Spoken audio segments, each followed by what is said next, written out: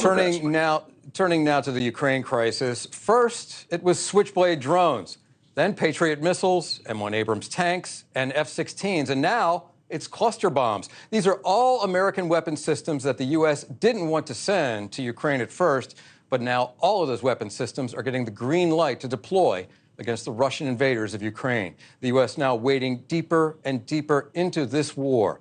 Today, the U.S. announcing the delivery of those cluster bombs, which allies and even some Democrats here in Washington say they oppose. They say they lead to civilian casualties. Essentially, these are canisters. They explode above a target. Millions of them have been deployed by Russia, releasing dozens to hundreds of small munitions at a time across a wide expanse. This afternoon, the U.S. National Security Advisor defended the decision. Ukraine would not be using these munitions in some foreign land. This is their country they're defending. These are their citizens they're protecting.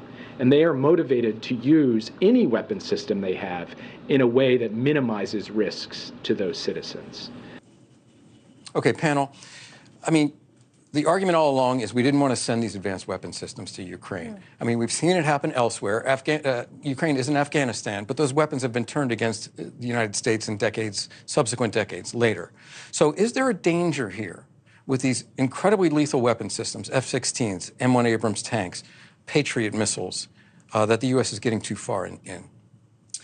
Well, if anything, this is a step back because cluster bombs are anything but advanced. So, yeah, there's definitely a step away. Yeah. Exactly. You know, I think what happened is that Biden got labeled early on, fairly or unfairly, as somebody who's weak on foreign policy. And the last thing he can afford in this presidency is to look like he's weak in this war. Like, he is committed to this war emotionally. Republicans have started to turn against it. And now this is his war. He has to win it. So the fact that he's willing to make all these concessions that even risk ire from his own party, including international condemnation, says a lot about his position politically as he goes into another election. And this is a sensitive moment in the war. I mean, if this counteroffensive that Ukraine has finally started just a few weeks ago, if it fails, then political support, not only here but in Europe, could collapse. And if you believe the reports, this offensive isn't going very well, which is why they need these cluster bombs. But I got to tell you, when I first heard this story, I started to think this is turning into a proxy war for America against Russia. Old-fashioned proxy war, yeah. Right. And how much more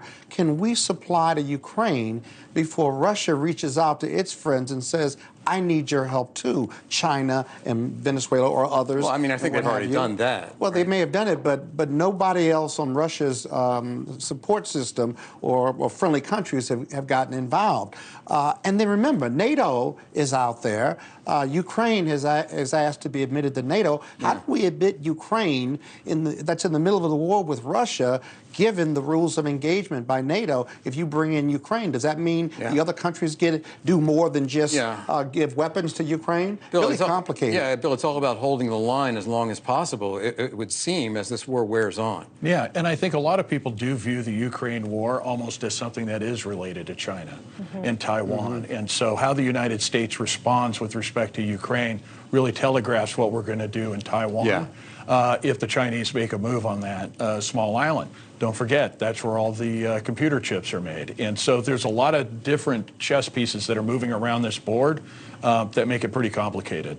Yeah, to say the least. Thanks for watching. Go to newsnationnow.com to find NewsNation on your television provider. And don't forget to subscribe. Click the red button to get more of NewsNation's fact-driven, unbiased coverage.